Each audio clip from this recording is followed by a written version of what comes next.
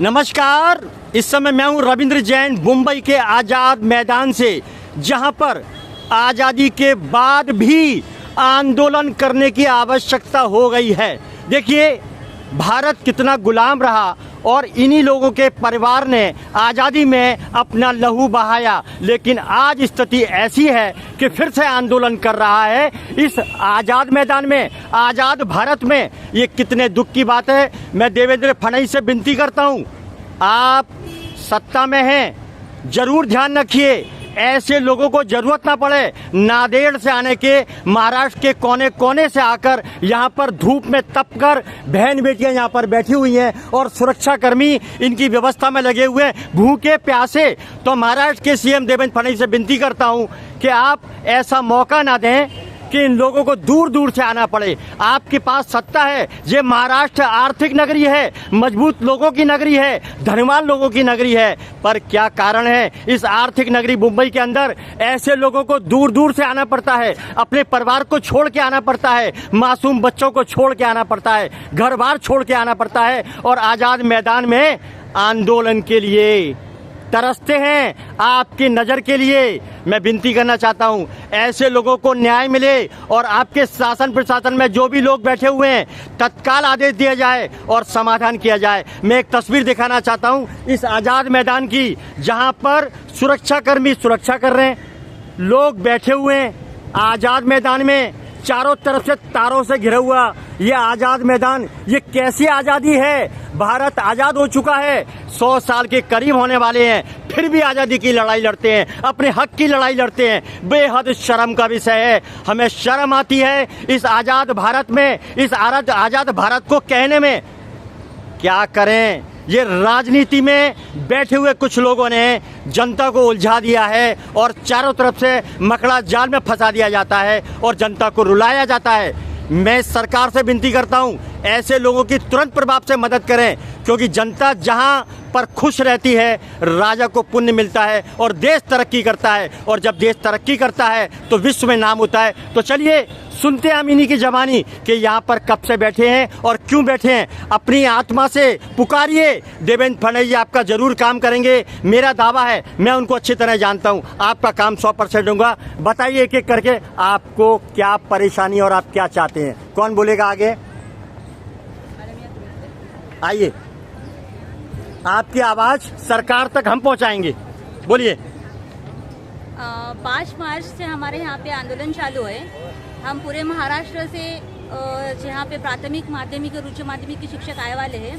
Last year जब हमारे मुख्यमंत्री एकनाथ जी शिंदे और शिक्षा मंत्री केसरकर साहब थे, तो उन्होंने 14 अक्टूबर को जीआर निकाला था और उसमें उन्होंने हमारी निधि की भी तरतूद की थी, लेकिन उन्होंने आज तक हमें कुछ भी पैसा नहीं दिया है। हम यहाँ पे आए हैं हमारी पगार चाहने के लिए, लेकिन वो हमको 1 रुपया भी नहीं दे रहे। लाडली बहन का बहाना बना रहे हैं। उनके पास लाडली बहन के लिए पैसे है, लेकिन हम जो काम कर रहे हैं, हक के लिए लड़ रहे हैं, हम जो यहाँ पे भूखे पैसे बैठे हैं, उनके लिए उनके पास 1 भी रुपया नहीं है। इसलिए हमारी आवाज उन तक पहुँचाई और उनको कहिए कि पूरा महाराष्ट्र के शिक्षक भूखे हैं। और अभी जो केस हुआ भीड़ का, नागरगोजे सर, वो तो उनको 18 साल से पेमेंट भी नहीं थी, लेकिन यहाँ सरकार ने कुछ भी दखल नहीं ली, उनको जस्टिस भी नहीं दिया और हमको भी जस्टिस नहीं दे रहे। इसलिए मैंने आपके माध्यम से मेरे सरकार को निवेदन है, तो हम इतने साल से तो भूखे पैसे बैठे हैं, आप हमको पगार दिए और हमको हक की पेमेंट चाहिए। और जो भी उन्होंने निधि दिया था, जो भी मंजूर किया था, कल के अधिवेशन में कुछ भी नहीं उसमें हुआ है। तो आपसे रिक्वेस्ट है फडणवीस साहब से कि हमारा पेमेंट जो भी निधि तरतूद हुआ है वो मंजूर कीजिए। नीति के दाता हैं देवेंद्र फडणवीस, आपकी ये आवाज़ जरूर पहुंचेगी और आपकी समाधान जरूर निकलेगा। मैं आपसे वादा करता हूं, ये रील जरूर पहुंचेगी। आपको ज़्यादा इंतजार नहीं करना पड़ेगा। आप धूप में बैठे हैं आज़ादी के लिए यहाँ पर कि कुछ तो बोलें, कुछ तो समाधान निकले। इतनी परेशानियों में, इतने संकट के अंदर आप किस तरह परिवार चलाते हैं, घर चलाते हैं, ये आवाज़ पहुंचेगी। बोलिए, आप बोलिए। नमस्कार। 14 अक्टूबर 2025 में यहाँ पर जीआर निकला है, सभागृह में घोषित हुआ है कि ये जो शिक्षक है 14-14, 15-15 साल बिन पगारी काम किए, अब जाकर के सबको कहीं किसी को 20%, किसी को 40%, किसी को 60% पगार है। उनमें से भी शिक्षक ऐसे हैं जो 18-18 साल बिन पगारी काम कर रहे हैं, उनको एक भी वेतन अनुदान नहीं है। अभी परसों की बात है, भीड़ के नागरगोजे सर ने उन्होंने आत्महत्या कर दिया। उनकी 3 साल की बच्ची है और उनकी बीवी आज 6 महीने की प्रेग्नेंट है। और ऐसे शिक्षक जिस देश में जिस राज्य में शिक्षक रास्ते पर उतरती है उनके हक के लिए अपने स्कूल कॉलेज छोड़ करके, अपने बच्चों को छोड़ करके, जहां शिक्षकों को यहाँ पर आंदोलन करना पड़ता है, रास्ते में उतरना पड़ता है, उस देश की और उस राज्य की क्या हालत हो सकती है। मेरा देवेंद्र फडणवीस जी से और अजित पवार से यही निवेदन है, विनम्र निवेदन है कि शिक्षकों का अंत वे और न देखें, क्योंकि ऐसे आज तक 150 से अधिक शिक्षकों ने आत्महत्या कर दी है।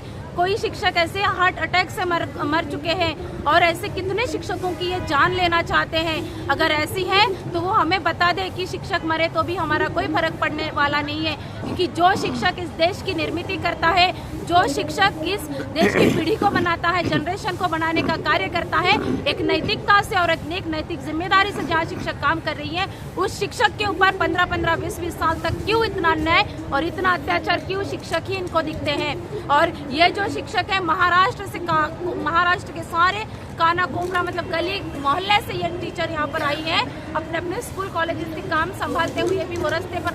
आज जो आर्थिक अधिवेशन है, बजट है, उसमें हमें निधि का वहाँ पे 1 रुपया का कौड़ी का भी निधि का वहाँ पे तरतूद नहीं है। तो मेरा एक ही निवेदन है, ये सवाल है कि सरकार आज कहाँ जा रही है, कहाँ रसातल में जा रही है, कि सरकार इतनी लाचार है क्या कि उनकी सरकार रहते जो जीआर पारित होता है उसके ऊपर वो अमल कर नहीं सकते। ऐसे सरकार की कौन सी काम है। बहुत बहुत धन्यवाद।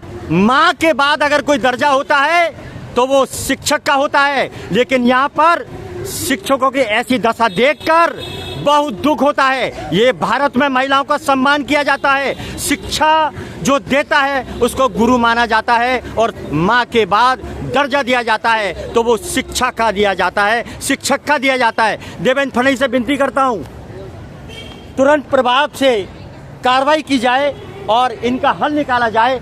मैं हूँ मुंबई के आजाद मैदान से रविंद्र जैन।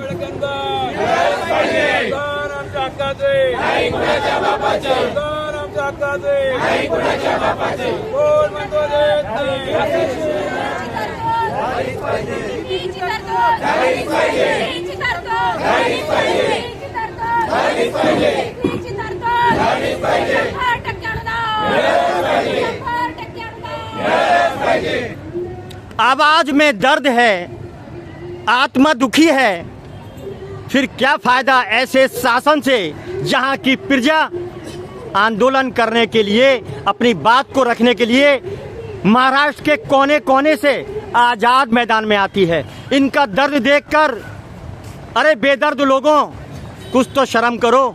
ऐसा मौका न लाने दो जहां पर आत्महत्या करने का एक समय आ जाए। इनके दर्द को समझिए। आपके पास फंड की कोई कमी नहीं है और प्रजा को जो राजा सुखी रखता है वो सदैव उज्जवल भविष्य की कामना करता है और दुआओं से परिपक्व होता है। आजाद मैदान से मैं हूं रविंद्र जैन। जय हिंद, नमस्कार।